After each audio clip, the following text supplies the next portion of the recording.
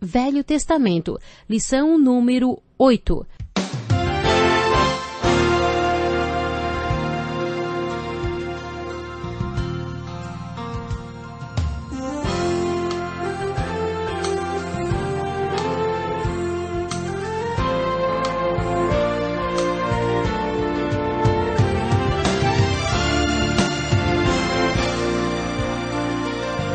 Talvez você tenha feito constantemente estas perguntas.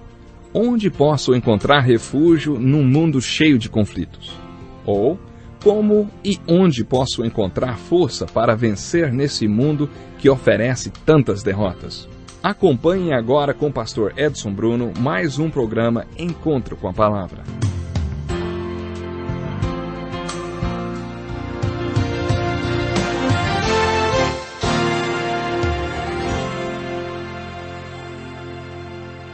Mais uma vez chegou a hora de pegar a sua Bíblia e se juntar a nós em mais uma lição do programa Encontro com a Palavra Santa e Inspirada, Palavra de Deus. A nossa pesquisa da Bíblia nos trouxe ao último capítulo do livro de Gênesis. Quando concluímos a nossa última lição, estávamos fazendo aplicações da vida de José para as nossas próprias vidas. Encontramos essa história que é nos contada nos últimos 14 livros de Gênesis. Observe como José estava completamente convencido da soberania de Deus em todas as circunstâncias. No versículo 5 do capítulo 45 de Gênesis, José coloca dessa maneira: Mas agora não vos entristeçais, nem vos irriteis contra vós mesmos, por me haverdes vendido para cá, porque para a conservação da vida Deus me enviou adiante de vós. Pelo que Deus me enviou adiante de vós, a fim de conservar vossa sucessão na terra, e para guardar-vos em vida por um grande livramento. Assim não fostes vós que me enviastes para cá, senão Deus, que me tem posto por pai de Faraó, e por senhor de toda a sua casa, e como governador em toda a terra do Egito. Sabe, é muito interessante o que nós podemos observar.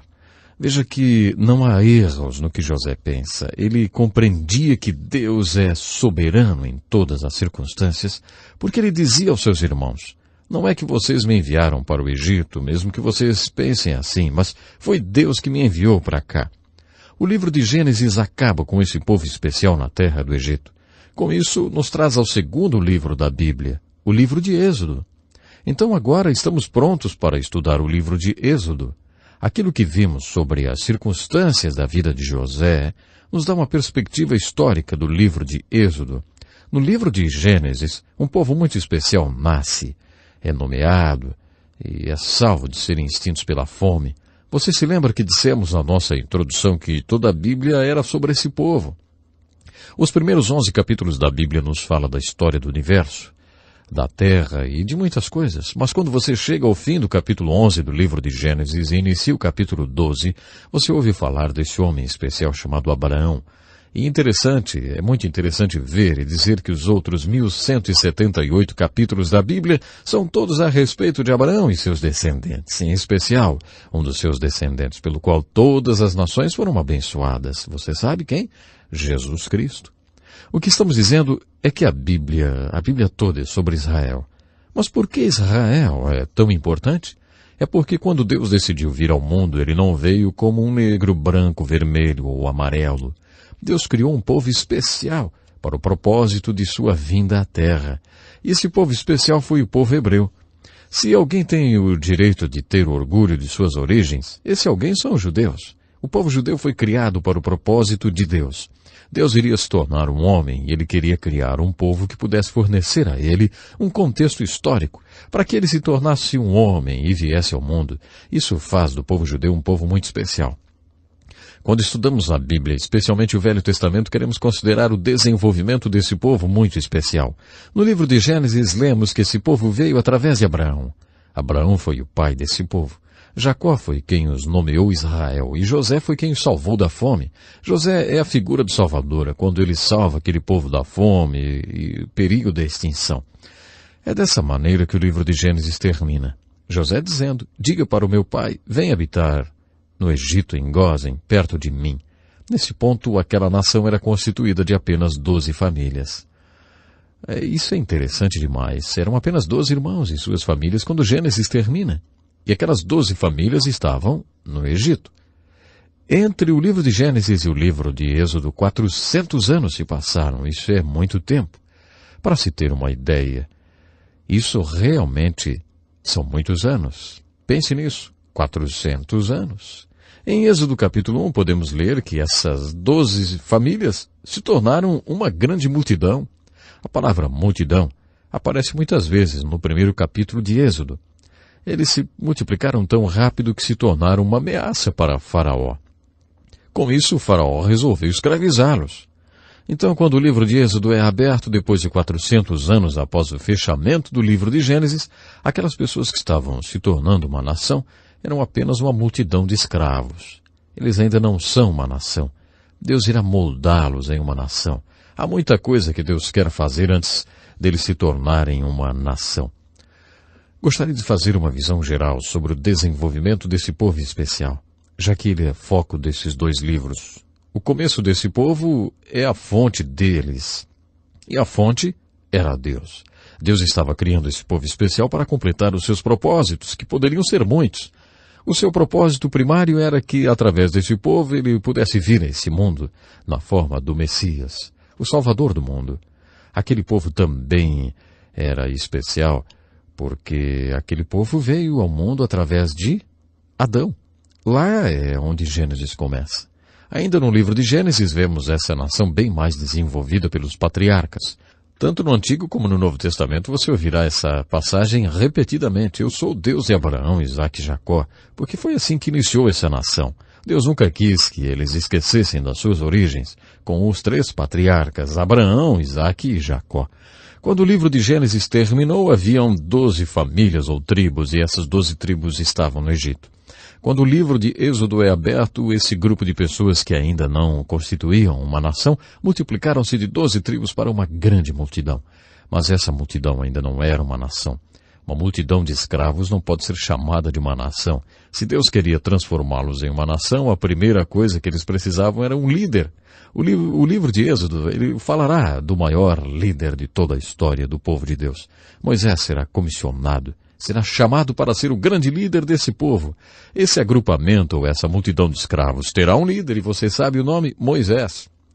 Como líder daquela grande multidão, um dos maiores problemas que Moisés enfrentaria era que não havia leis ou regras para essa multidão. Não havia estrutura para que ele pudesse liderar. E por causa disso, por 3 vezes ele foi ao Monte Sinai e passava 4 dias de jejum e oração com Deus. E estava dizendo a Deus: Senhor, eu preciso de regras para liderar essas pessoas. Imagine como seria importante regras e leis para uma multidão. Você poderia esperar de alguma forma liderar uma multidão de 2 a 3 milhões de pessoas sem regras, sem leis? Seria difícil, não? Bom, isso é o que encontramos quando fazemos a transição do livro de Gênesis para Êxodo. A primeira coisa na qual devemos nos concentrar quando estudamos o livro de Êxodo é o povo. Êxodo quer nos falar sobre o desenvolvimento desse povo especial, pelo qual Deus estará vindo ao mundo. No livro de Êxodo também temos um problema. O povo estava no lugar errado. Aquele povo especial estava no Egito, e ainda por cima eram escravos. Deus não queria que o seu povo fosse escravizado. Então o grande conflito do livro de Êxodo é como esse povo ficaria livre da escravidão. Como se deslocariam para o lugar certo. A palavra Êxodo, o nome desse livro, significa a saída, ou apenas saída, a saída desse terrível problema, a escravidão. O livro de Êxodo, em além de história, é uma alegoria. Por toda a Escritura você verá o livro de Êxodo como história, a história da saída desses escravos aplicados a problemas que temos em nossas vidas. Por exemplo, no Novo Testamento, por muitos capítulos do Evangelho de João, temos registros das pregações de Jesus.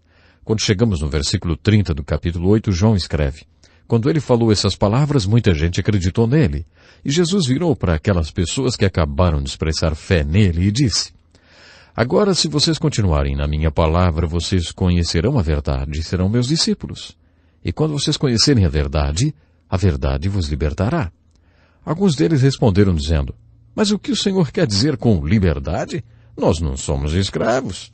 E Jesus disse: sim, vocês são escravos.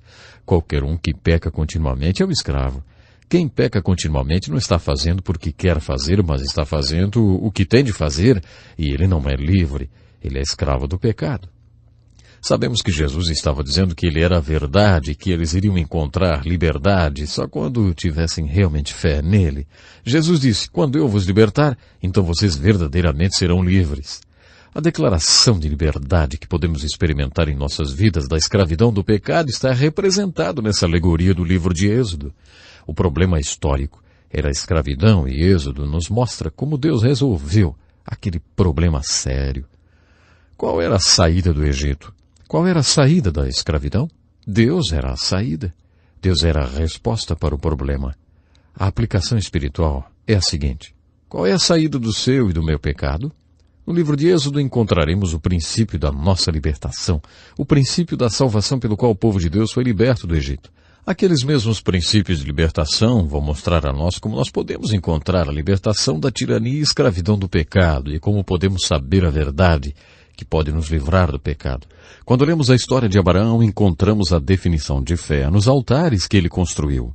O primeiro altar denomina-se Ensina-me, Senhor. Foi assim que começou. Em seguida vemos o arrependimento. Abraão teve dificuldades no segundo altar. Quando Deus mostrou a ele a importância do arrependimento, ele foi para o sul. Quando Abraão entrou no Egito, ele estava em uma batalha espiritual. Ele não apenas foi geograficamente para o sul, mas também foi para o sul espiritualmente. Ele estava no Egito, ele estava fora de lá. Mas ele retornou do Egito para aquele segundo altar e chamou pelo nome do Senhor uma segunda vez. Depois ele teve um encontro com Ló. Quando Abraão saiu da terra de seus pais, na sua terra de origem, ele foi dito para deixar o seu pai para trás. Ele não pôde fazer isso. O pai dele morreu. Isso foi o que o estimulou a partir. Ele não foi antes que seu pai morresse. Ele foi dito para abandonar todos os seus parentes, mas ele levou o seu sobrinho Ló. Seu pai tinha um irmão chamado Arão. Ló era filho de Arão. Quando Arão morreu, Abraão o adotou. Talvez Abraão realmente amasse o sobrinho, ou talvez achasse que o sobrinho fosse a resposta para todas as promessas que Deus estava fazendo. Ele pode ter pensado, bem, deve ser isso que Deus quer dizer, afinal, aqui está o meu sobrinho vivendo na minha casa. Talvez ele seja o herdeiro através do qual meus filhos virão. Qualquer que tenha sido a razão, Abraão não pôde deixar Ló. Ele deveria fazer isso, mas ele não fez. Depois que Abraão enfrentou essa questão de arrependimento, ele chamou Ló e disse, Ló, nós temos que nos separar. Separa-te de mim porque eu vou me separar de ti. Está escrito que Ló foi para leste em direção a Rai e acabou indo morar em Sodoma e Gomorra. Abraão foi para o oeste e construiu o terceiro altar em um lugar chamado Hebrom. Mais uma vez eu acho que essa alegoria é bonita demais para não ter sido de propósito. Hebrom, na língua hebraica, significa comunhão. Quando Abraão levantou o terceiro altar, depois de ter levantado o altar do arrependimento, ele estava dizendo a Deus, Deus, eu quero te conhecer. Todos os homens das Escrituras fazem esse grande clamor, que eu possa conhecer a Deus. Todos eles clamam do fundo do coração, que eu possa conhecer a Deus. Quanto mais eles conhecem a Deus, mais eles querem conhecê-lo. Era isso que Abraão estava dizendo no terceiro altar. Deus, eu quero te conhecer, eu chamo esse altar de altar do relacionamento.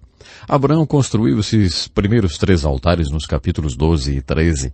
Nesses primeiros capítulos da história de Abraão, ele construiu 3 altares. Ele não constrói outro altar até o capítulo 22. O que ele estava querendo dizer quando construiu esse terceiro altar? O que aconteceu depois que ele construiu o terceiro altar? Quando ele diz, Deus, eu quero te conhecer, acho que o que Deus estava dizendo a ele era, Abraão, se você quer manter um relacionamento comigo, quero que você saiba algo. Se eu sou qualquer coisa, eu sou acima de tudo. Porque até que você me veja acima de tudo, então você ainda não me viu. Você precisa me ver como eu estou acima de tudo. Essa é a verdade. Contaram-me isso quando eu era criança. Se Jesus Cristo é qualquer coisa, então Jesus Cristo é tudo. E já que Jesus Cristo é tudo, Jesus Cristo não é qualquer coisa. Não tente fazer Jesus de tolo, não tente fazer Deus de tolo. Se você realmente quer conhecer a Deus, Deus quer ter um lugar muito certo, muito bom na sua vida. E sabe qual é o lugar?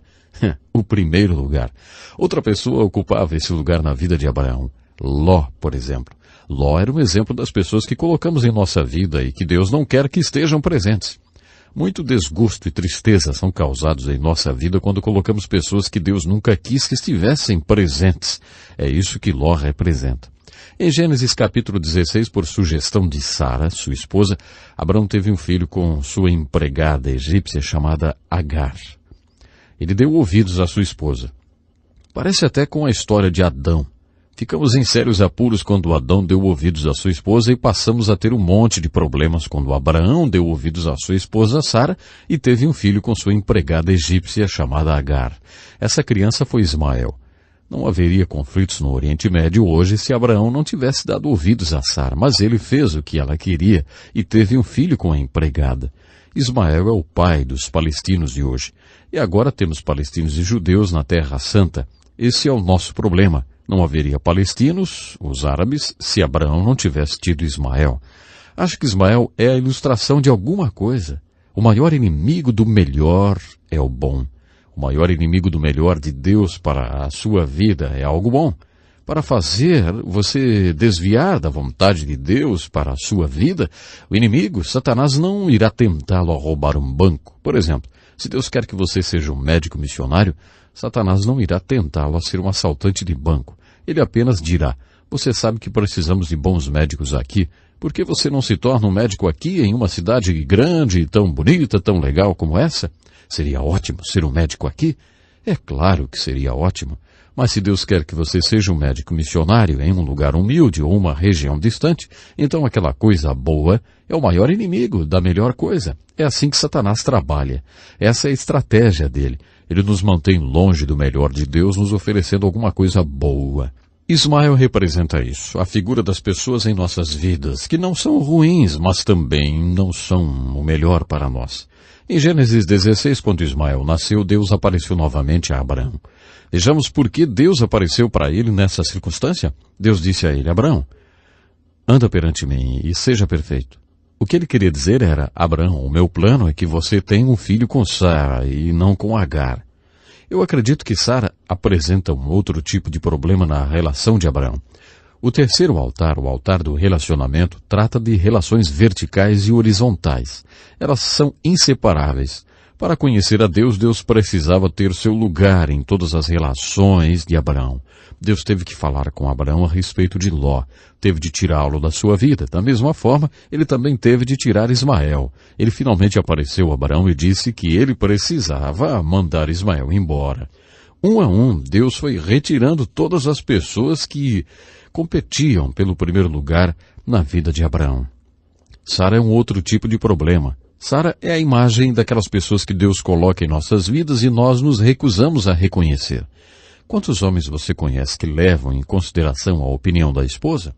Quantas mulheres levam em consideração a opinião do marido? Quantos homens gastam tempo pensando, se pelo menos eu tivesse uma esposa melhor, ou se eu pudesse ter aquela mulher como minha esposa, aí sim, aí eu seria espiritual. E quantas mulheres pensam, se eu não tivesse esse homem, eu poderia ser verdadeiramente uma santa. Ou, se eu fosse casada com alguém como Billy Graham, aí sim. Bom, elas nunca percebem que os seus maridos são o que Deus lhes deu. Sua esposa é a mulher que Deus lhe deu. Então, maridos, os planos de Deus para a sua vida incluem a sua esposa. Esposas, por favor, ouçam, os planos de Deus para a sua vida incluem o seu marido. Deus teve que aparecer a Abraão 2 vezes por causa de Sara. Ele apareceu a Abraão e disse, Abraão, será através de Sara, viu? Eu vou mudar o nome dela também. Vou mudar o nome dela de Sarai para Sara. O primeiro significa contencioso. Uma pessoa contenciosa é uma pessoa que é sempre do contra. Não importa o que você fale, ela é do contra. Ela está sempre contendendo ou sempre contra. Salomão disse, uma mulher contenciosa é como uma goteira chata num dia chuvoso. Só pinga, pinga, pinga. Sarai era contenciosa e Abraão vivia com ela há muito tempo. Deus apareceu a ele e disse, vou mudar o nome dela para Sara, ou princesa. Ela será mãe de nações, assim como você será pai de nações. E dela nascerão reis. Diz a história que Abraão baixou o rosto e riu. Ele caiu na risada. Ele finalmente estava começando a acreditar que os planos de Deus poderiam incluí-lo e já acreditava que Deus poderia fazer qualquer coisa através dele. Mas o que ele não conseguia acreditar é que o plano de Deus pudesse incluir Sara. Note quantos planos alternativos ele sugeriu. Seu sobrinho Ló era uma alternativa masculina. Sara não seria necessária se Ló fosse o herdeiro. No capítulo 15, ele menciona um servo que morava em sua casa e ele propôs a esse servo que fosse o herdeiro, e é claro, Ismael. Ele não cogita a possibilidade de Sara, nem por um momento, mas Deus confirmou para ele que seria através de Sara. Quando ele compartilhou essa informação com Sara, ela também caiu na risada.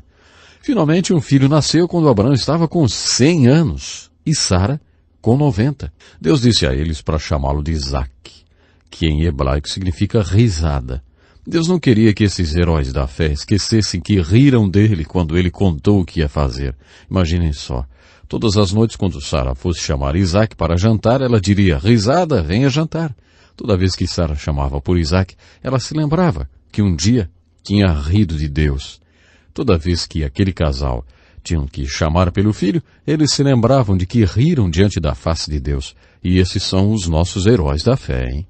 Bom, finalmente Abraão construiu o quarto altar. Esse altar é o mais importante. Ele construiu esse altar na montanha de Moriá. Moriá significa Jeová proverá. Até então, era Abraão quem escolhia o lugar, escolhia o sacrifício, fazia todas as escolhas. Mas nesse quarto altar a coisa foi diferente. Deus escolheu o lugar, Deus escolheu o sacrifício. Você sabe o que Deus pediu em sacrifício naquele quarto altar, não sabe? Isaac. Isso mesmo. Ele pediu justamente aquela criança que era não apenas o fruto da velhice de Abraão e Sara, mas também a realização de 25 anos de espera na fé. Deus disse, eu quero. Então Abraão subiu ao Monte Moriá e realmente pretendia oferecer Isaac. Você conhece essa história. Ele estava indo oferecer Isaac em sacrifício. Antes de subir o monte com Isaac, Abraão disse aos empregados, vocês ficam aqui tomando conta dos animais enquanto eu e Isaac vamos subir ao monte para orar. Nós voltaremos logo. Abraão nunca duvidou de que ambos voltariam. No livro de Hebreus está escrito que Abraão acreditava que Deus poderia trazer Isaac de volta dos mortos se ele tivesse que sacrificá-lo. Abraão tinha tudo isso de fé. Ele cria. E aconteceu que Abraão não teve mesmo que matar o seu filho. Ele sacrificou um carneiro que foi providenciado por Deus. Ele chamou aquele lugar de Jeová Jiré, que em hebraico significa Deus proverá. Isso aqui é maravilhoso. É lindo demais. Deus fez isso para mostrar para nós que precisamos realmente estarmos sempre dispostos a subirmos a montanha. É lá que Deus nos prova, no topo da montanha de nossos compromissos. É lá que Deus prova a nossa fé. E é lá que provamos a Deus e o conhecemos melhor. Isso é rendição total. Abraão foi rendido totalmente. E a mensagem da Bíblia pode ser resumida em 2 palavras. Primeiro Deus. Sempre primeiro Deus. Assim estudamos os 4 altares de Abraão, o altar da resposta, o altar do arrependimento, o altar do relacionamento e o altar da realidade, o da rendição total. Pense nisso e até o nosso próximo programa. Que lição importantíssima. Obrigado, Pastor Edson Bruno. Prezado ouvinte, coloque em prática o que você ouviu aqui. Sem dúvida,